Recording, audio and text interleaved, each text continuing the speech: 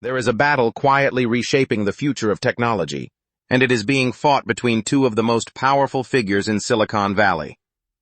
On one side stands Sam Altman, the architect of OpenAI, a man who built his reputation on the idea that artificial intelligence should be developed carefully, responsibly, and with the long-term survival of humanity in mind.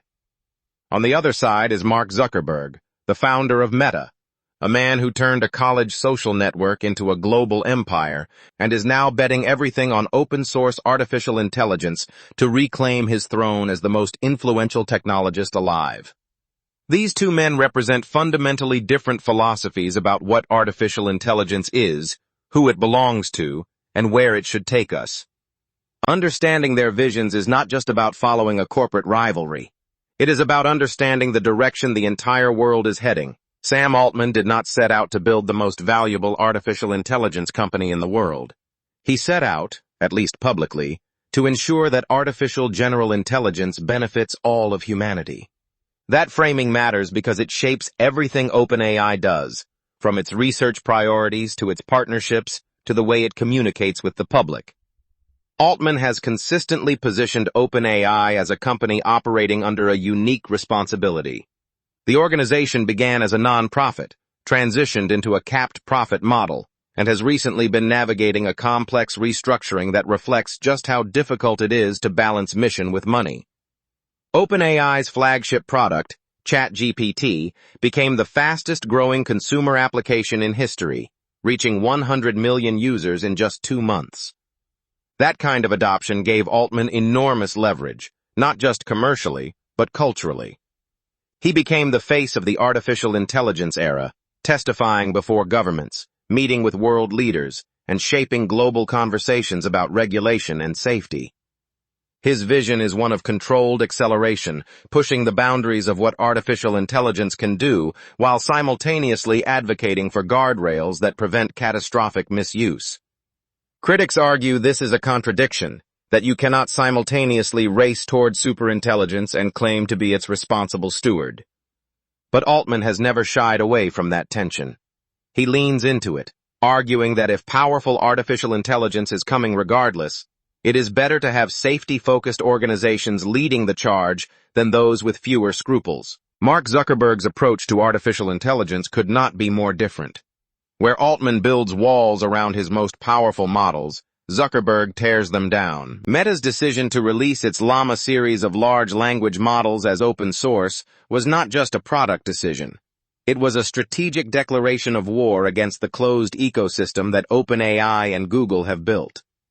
By making powerful artificial intelligence models freely available to developers, researchers, and businesses around the world, Zuckerberg is playing a long game.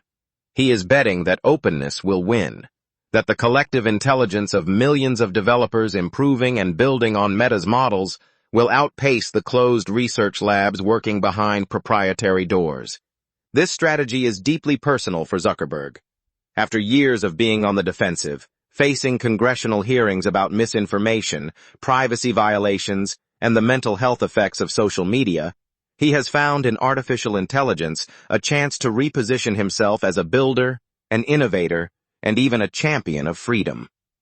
His pivot to open-source artificial intelligence has earned him unexpected allies in the developer community, people who were once his harshest critics but now celebrate Meta's transparency. Zuckerberg has also been brutally candid about his competitive motivations. He has publicly stated that he does not want to live in a world where a small number of companies control the most powerful artificial intelligence systems.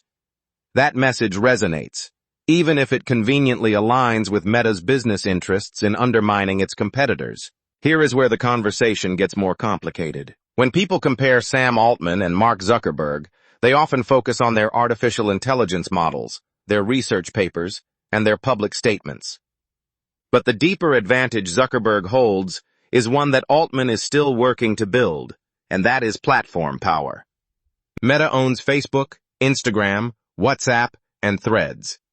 Combined, these platforms have nearly 4 billion monthly active users. That is more than half the human population on Earth. When Zuckerberg integrates artificial intelligence into these platforms, he is not asking people to download a new app or sign up for a new service. He is embedding intelligence into the digital spaces people already live in.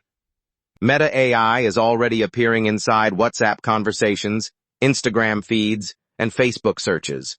This distribution advantage is staggering. OpenAI's ChatGPT, despite its explosive growth, still requires users to seek it out. Meta's artificial intelligence will simply be there, woven into the fabric of daily digital life for billions of people. Altman understands this challenge. His partnership with Apple, which integrates ChatGPT into Siri and Apple devices, is a direct attempt to match Meta's distribution muscle. But Apple has roughly 2 billion active devices globally, a significant number but still well short of Meta's reach.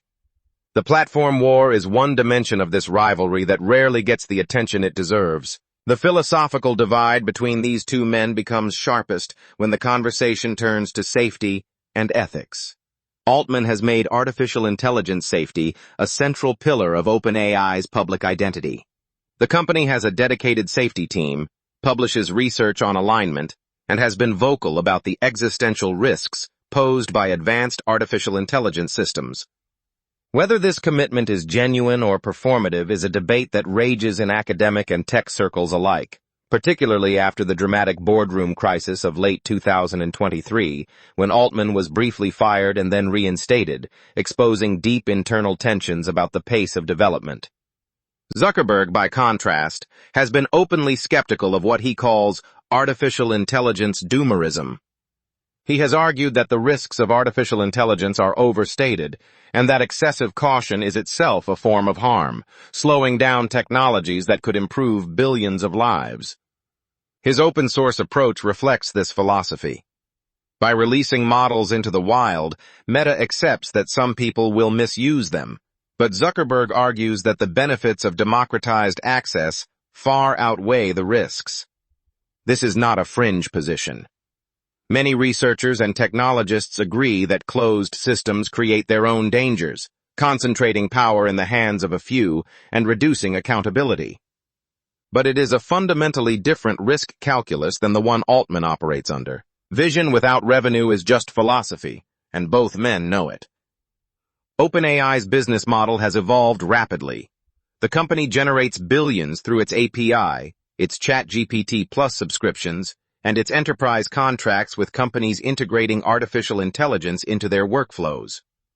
Microsoft's massive investment, totaling tens of billions of dollars, has given OpenAI the computational infrastructure it needs to train and deploy frontier models.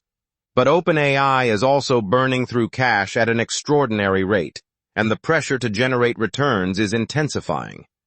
Altman's restructuring of OpenAI into a more conventional for-profit entity is a direct response to this pressure, and it has sparked controversy among those who believed in the original non-profit mission.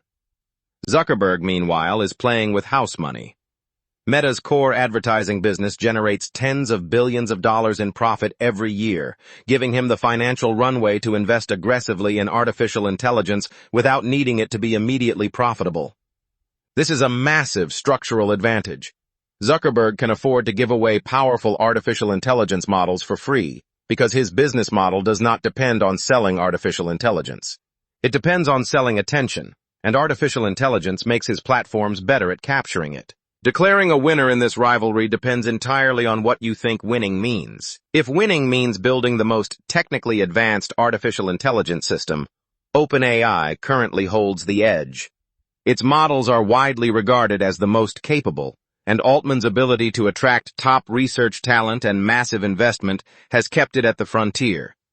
If winning means shaping how most people on Earth actually experience artificial intelligence in their daily lives, Zuckerberg's platform advantage may prove decisive. 4 billion users is not a number any competitor can easily replicate.